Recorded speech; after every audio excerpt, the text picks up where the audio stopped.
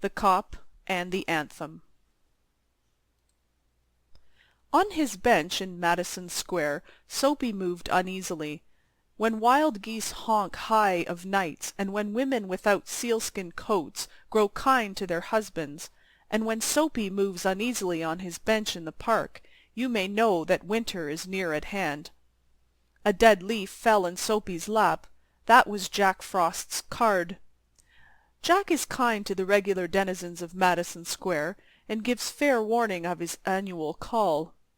At the corners of 4 streets he hands his pasteboard to the north wind, footman of the mansion of all outdoors, so that the inhabitants thereof may make ready. Soapy's mind became cognizant of the fact that the time had come for him to resolve himself into a singular committee of ways and means to provide against the coming rigour. Therefore he moved uneasily on his bench. The hibernatorial ambitions of Soapy were not of the highest. In them there were no considerations of Mediterranean cruises, of soporific southern skies drifting in the Vesuvian Bay. 3 months on the island was what his soul craved, 3 months of assured board and bed and congenial company, safe from Boreas and bluecoats, seemed to Soapy the essence of things desirable. For years the hospitable Blackwells had been his winter quarters, just as his more fortunate fellow New Yorkers had bought their tickets to Palm Beach and the Riviera each winter. So Soapy made his humble arrangements for his annual higaera to the island.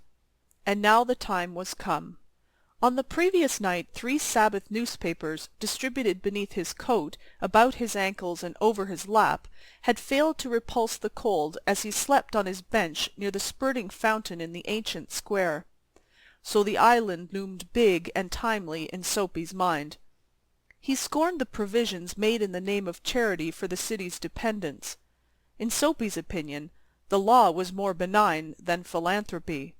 There was an endless round of institutions, municipal and eliminatory, on which he might set out and receive lodging and food accordant with the simple life. But to one of Soapy's proud spirit the gifts of charity are encumbered. If not in coin, you must pay in humiliation of spirit for every benefit received at the hands of philanthropy. As Caesar had his Brutus, every bed of charity must have its toll of a bath, every loaf of bread its compensation of a private and personal inquisition. Wherefore it is better to be a guest of the law, which, though conducted by rules, does not meddle unduly with a gentleman's private affairs. Soapy, having decided to go to the island, at once set about accomplishing his desire. There were many ways of doing this. The pleasantest was to dine luxuriously at some expensive restaurant, and then, after declaring insolvency, be handed over quietly and without uproar to a policeman.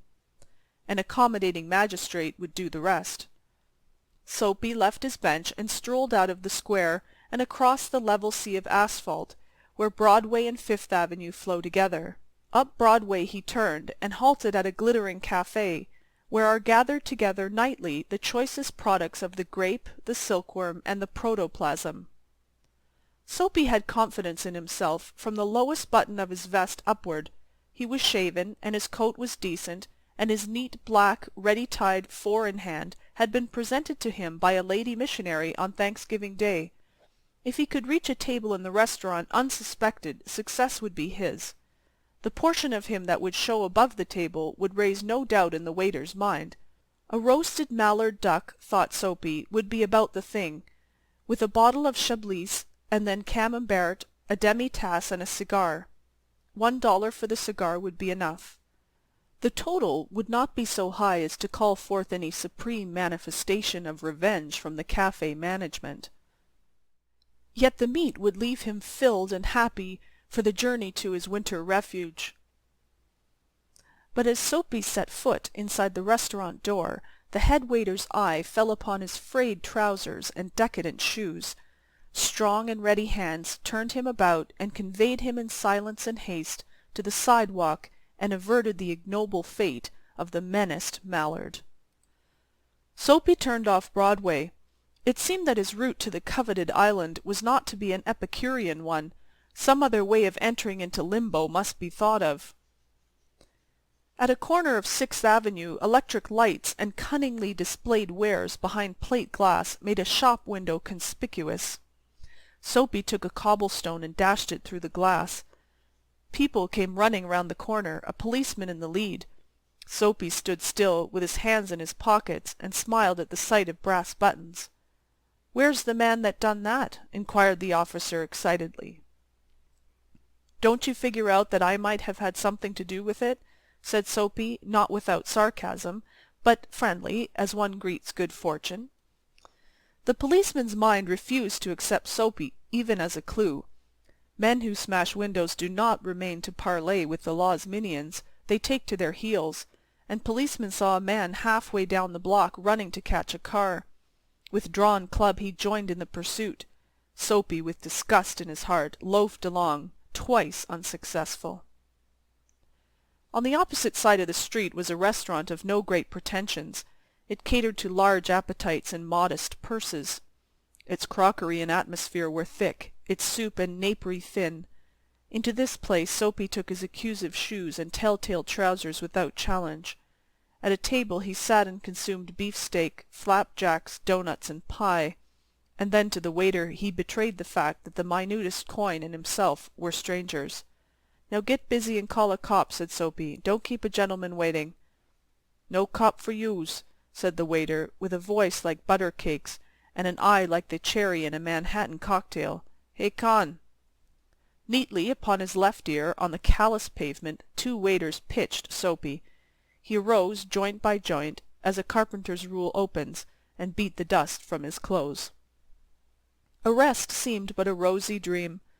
The island seemed very far away. A policeman who stood before a drug-store 2 doors away laughed and walked down the street. 5 blocks Soapy travelled before his courage permitted him to woo capture again. This time the opportunity presented what he fatuously termed to himself a cinch. A young woman of a modest and pleasing guise was standing before a show window, gazing with sprightly interest at its display of shaving mugs and inkstands, and 2 yards from the window a large policeman of severe demeanour leaned against a water-plug.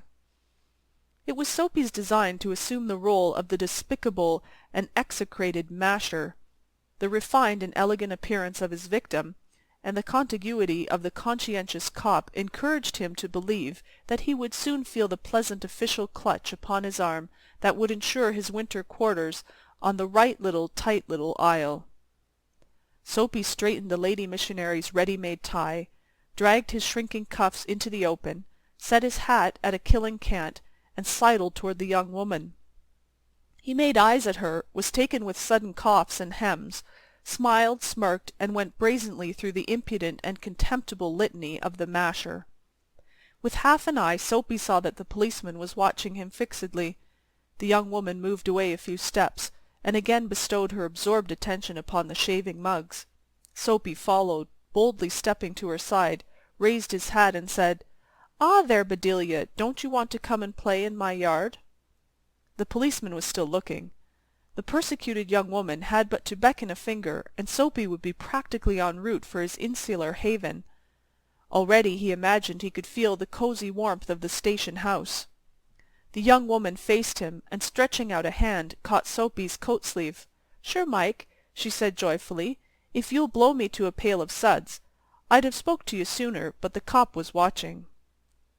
With the young woman playing the clingy ivy to his oak, Soapy walked past the policeman, overcome with gloom. He seemed doomed to liberty. At the next corner he shook off his companion and ran. He halted in the district where by night are found the lightest streets, hearts, vows, and librettos. Women in furs and men in greatcoats moved gaily in the wintry air. A sudden fear seized Soapy that some dreadful enchantment had rendered him immune to arrest. The thought brought a little of panic upon it, and when he came upon another policeman lounging grandly in front of a transplendent theatre, he caught at the immediate straw of disorderly conduct. On the sidewalk Soapy began to yell drunken gibberish at the top of his harsh voice. He danced, howled, raved, and otherwise disturbed the welkin. The policeman twirled his club, turned his back to Soapy, and remarked to a citizen, "'Tis one of them Yale lads celebratin' the goose egg they give to the Hartford College. Noisy, but no harm. We've instructions to lave them be." Disconsolate, Soapy ceased his unavailing racket. Would never a policeman lay hands on him? In his fancy the island seemed an unattainable Arcadia. He buttoned his thin coat against the chilling wind. In a cigar store he saw a well-dressed man lighting a cigar at a swinging light. His silk umbrella he had set by the door on entering. Soapy stepped inside, secured the umbrella, and sauntered off with it slowly. The man at the cigar light followed hastily. "My umbrella," he said sternly. "Oh, is it?" sneered Soapy, adding insult to petite larceny. "Well, why don't you call a policeman? I took it. Your umbrella! Why don't you call a cop? There stands one on the corner." The umbrella owner slowed his steps. Soapy did likewise, with a presentiment that luck would again run against him. The policeman looked at the two curiously. "Of course," said the umbrella man, "that is, well, you know how these mistakes occur. If it's your umbrella, I hope you'll excuse me. I picked it up this morning in a restaurant. If you recognize it as yours, why, I hope you'll—" "Of course it's mine," said Soapy viciously. The ex-umbrella man retreated. The policeman hurried to assist a tall blonde in an opera cloak across the street in front of a streetcar that was approaching 2 blocks away. Soapy walked eastward through a street damaged by improvements. He hurled the umbrella wrathfully into an excavation. He muttered against the men who wear helmets and carry clubs. Because he wanted to fall into their clutches, they seemed to regard him as a king who could do no wrong. At length Soapy reached one of the avenues to the east, where the glitter and turmoil was but faint. He set his face down this toward Madison Square, for the homing instinct survives even when the home is a park bench. But on an unusually quiet corner Soapy came to a standstill. Here was an old church, quaint and rambling and gabled. Through one violet-stained window a soft light glowed, where no doubt the organist loitered over the keys, making sure of his mastery of the coming Sabbath anthem. For there drifted out to Soapy's ears sweet music that caught and held him transfixed against the convolutions of the iron fence. The moon was above, lustrous and serene. Vehicles and pedestrians were few. Sparrows twittered sleepily in the eaves. For a little while the scene might have been a country churchyard. And the anthem that the organist played cemented Soapy to the iron fence, for he had known it well in the days when his life contained such things as mothers and roses and ambitions and friends and immaculate thoughts and collars.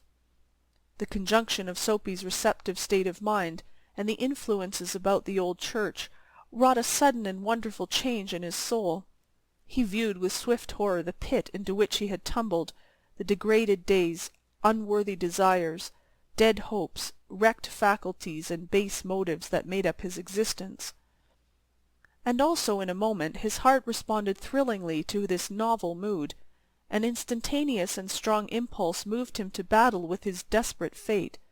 He would pull himself out of the mire. He would make a man of himself again. He would conquer the evil that had taken possession of him. There was time. He was comparatively young yet. He would resurrect his old eager ambitions and pursue them without faltering. Those solemn but sweet organ notes had set up a revolution in him. Tomorrow he would go into the roaring downtown district and find work.